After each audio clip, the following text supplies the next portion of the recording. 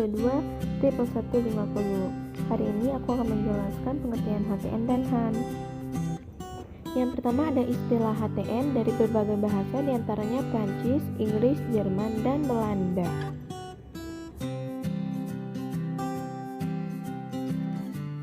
Lalu pengertian HTN berasal dari kata hukum, tata, dan negara, merupakan cabang ilmu hukum yang membahas mengenai tatanan struktur kenegaraan, mekanisme, hubungan antara struktur-struktur organ atau struktur kenegaraan, serta mekanisme hubungan antara struktur negara dengan warga negara. Ada pula pengertian HTN menurut para ahli, di antaranya Christian van Vollenhoven, Paul Scholen, Van der Voort,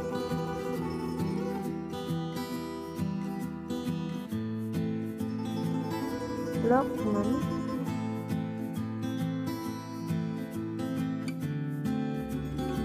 Kusumadi Pujusuwo,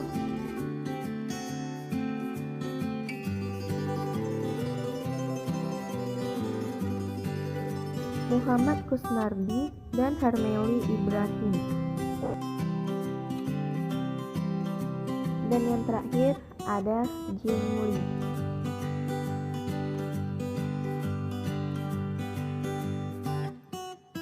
Dapat disimpulkan bahwa HTN adalah ilmu yang termasuk di salah satu cabang ilmu hukum, yaitu hukum kenegaraan yang berada di ranah hukum publik. Definisi HTN telah dikembangkan oleh para ahli sehingga tidak hanya mencakup kajian mengenai organ negara, fungsi, mekanisme, hubungan antar organ negara itu.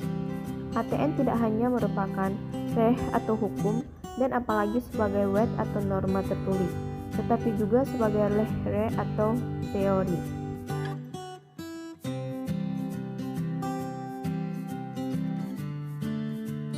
Selanjutnya, objek HTN.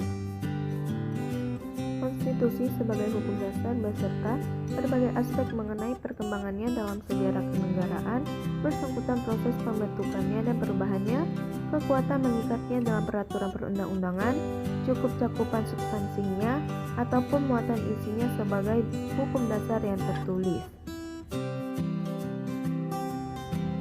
Pola-pola dasar ketatanegaraan yang dianut dan dijadikan acuan bagi pengorganisasian institusi, pembentukan dan penyelenggaraan organisasi negara beserta mekanisme kerja organisasi negara dalam menjalankan fungsi pemerintah dan pembangunan. Kemudian ada asas-asas HTN. Asas hukum menjadi dasar dan petunjuk arah dalam pembentukan hukum positif. Secara umum, asas hukum mendekati artian sebagai prinsip-prinsip yang dianggap dasar atau fundamental dalam hukum. Prinsip-prinsip dasar yang harus dipatuhi dan dilaksanakan dengan pengaturan ketatanegaraan di Indonesia yang dituangkan dalam produk-produk hukum ketatanegaraan.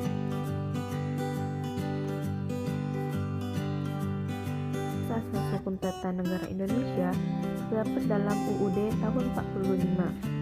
UUD tahun 45 merupakan sumber formal HTN Indonesia. Karenanya dalam UUD, prinsip dasar yang harus dipatuhi dan dilaksanakan dengan pengaturan ketatanegaraan di Indonesia.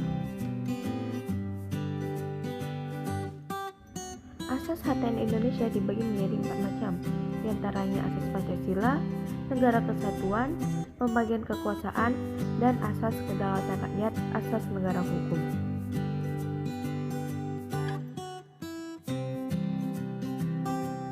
Yang pertama, asas Pancasila.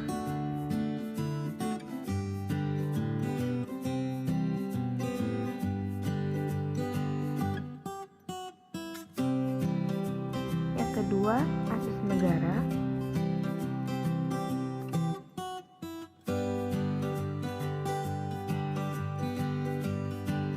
Ketiga, asas penyelenggaraan pemerintahan daerah.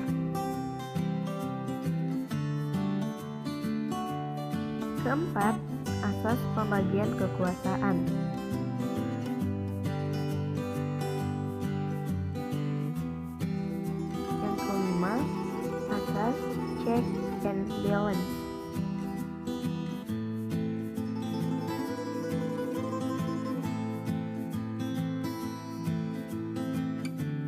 Kemudian ada asas kedaulatan rakyat atau demokrasi.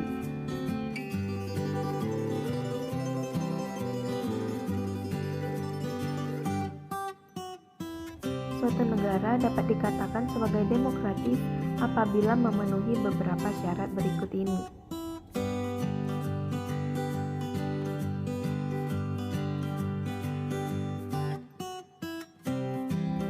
Lalu, ada asas negara hukum.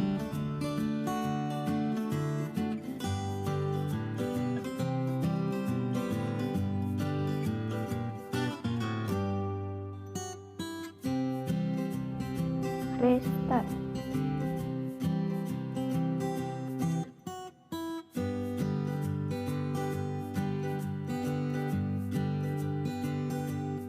The rule of law.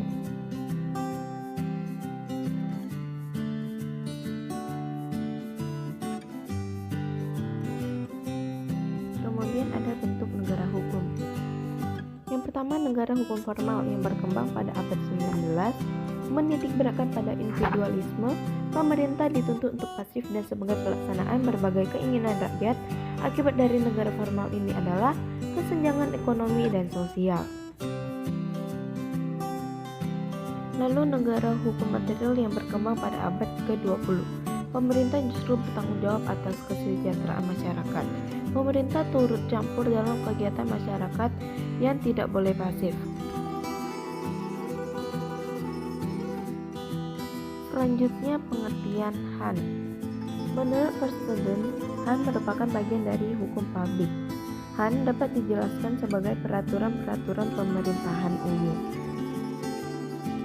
Menurut Simon, Han merupakan bagian dari hukum publik, yakni hukum yang mengatur hubungan antara pemerintah dengan warga negara atau hubungan antar organ pemerintahan.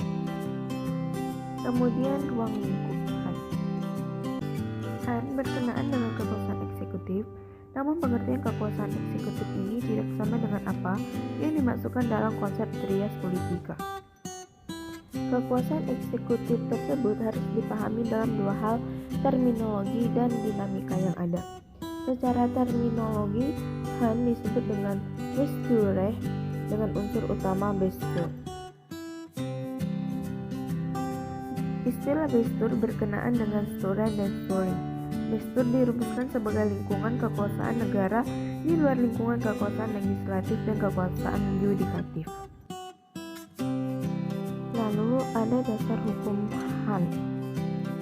Undang-Undang Nomor 5 Tahun 86 tentang Peradilan Tata Usaha Negara, sebagaimana telah diubah yaitu dengan Undang-Undang Nomor 9 Tahun 2004 tentang perubahan atas Undang-Undang Nomor 5 Tahun 86 tentang terakhir dengan Undang-Undang Nomor 51 Tahun 2009 tentang perubahan kedua atas Undang-Undang Nomor 5 Tahun 86 tentang Peradilan Tata Usaha Negara.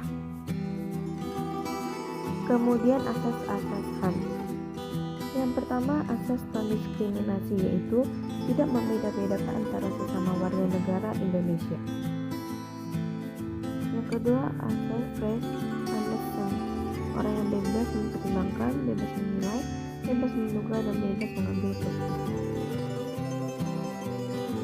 Yang ketiga, asas larangan development the powerful, artinya penyalahgunaan wewenang yang diberikan seseorang yang memiliki jabatan di mana jabatan itu secara hukum diberikan wewenang seharusnya digunakan sebagaimana mestinya, tetapi ia hanyalah gunakan wewenang tersebut.